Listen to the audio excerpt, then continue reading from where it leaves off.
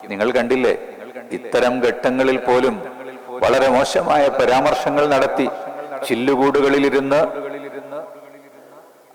വളരെ മോശമായ പരാമർശങ്ങൾ നടത്തി പ്രക്ഷേപണം ചെയ്യുന്ന ആളുകൾ മഞ്ഞക്കുപ്പായമിട്ട് സാന്ത്വനം എന്ന് എഴുതി അതുപോലെ പല പേരുകളും വെച്ച് ദുരന്തമുഖത്ത് പോകുന്ന ആളുകളെ കണ്ടില്ലേ എന്ന് പറഞ്ഞ് കളിയാക്കുന്ന ചില ആളുകളുടെയൊക്കെ രൂപം കാണുമ്പോൾ അവരെ പറ്റി മനുഷ്യർ എന്ന് പറയുന്നതിൽ നിങ്ങളാരും എന്നോട് ദേഷ്യപ്പെടരുത്.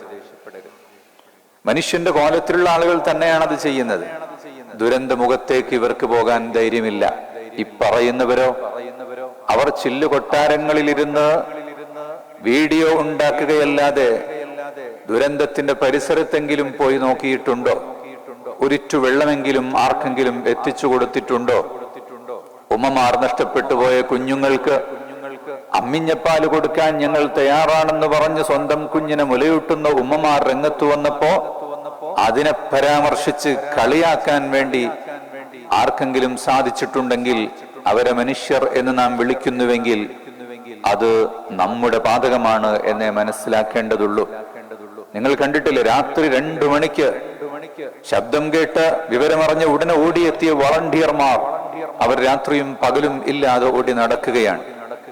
ചാലിയാർ പുഴയിൽ മുങ്ങിക്കൊണ്ട് മയ്യത്തുകൾ എടുക്കുകയാണ്. പാതിരാത്രിയിലും. ശരിയാണ്, ചില ആളുകൾ അങ്ങാടികളിൽ മാത്രം വന്ന് യൂണിഫോം ഇട്ട് ഫോട്ടോക്ക് പോസ്റ്റ് ചെയ്യുന്നവരുണ്ട്. സെൽഫി എടുക്കാൻ വേണ്ടി മാത്രം പോയി ദുരന്ത നിവാരണ പ്രവർത്തനങ്ങൾക്ക് ബുദ്ധിമുട്ടാക്കുന്നവരുമുണ്ട്.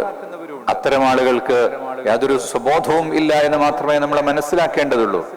എന്നാൽ ഈ മലകളിലും കാടുകളിലും തകർന്നു കിടക്കുന്ന വീടുകൾക്കടിയിലും മരത്തിനടിയിലും ഇനിയും മനുഷ്യരുണ്ടോ, ജീവന്റെ തുടിപ്പുകളുണ്ടോ എന്ന് നോക്കുന്നവർ, അല്ല മരിച്ചു കിടക്കുന്ന മനുഷ്യന്റെ ജഡമുണ്ടോ എന്ന് പരതിക്കൊണ്ടിരിക്കുന്ന വോളണ്ടിയർമാർ ഇപ്പോഴും അവർ വളരെ സജീവമാണ്. അള്ളാഹു അവർക്കെല്ലാം വലിയ പ്രതിഫലം നൽകട്ടെ, വലിയ പ്രതിഫലം നൽകട്ടെ, ജീവിതത്തിൽ വലിയ സൗഭാഗ്യങ്ങൾ നൽകട്ടെ, വലിയ ഐശ്വര്യങ്ങൾ നൽകട്ടെ എന്ന് നാം പ്രാർത്ഥിക്കുകയാണ്.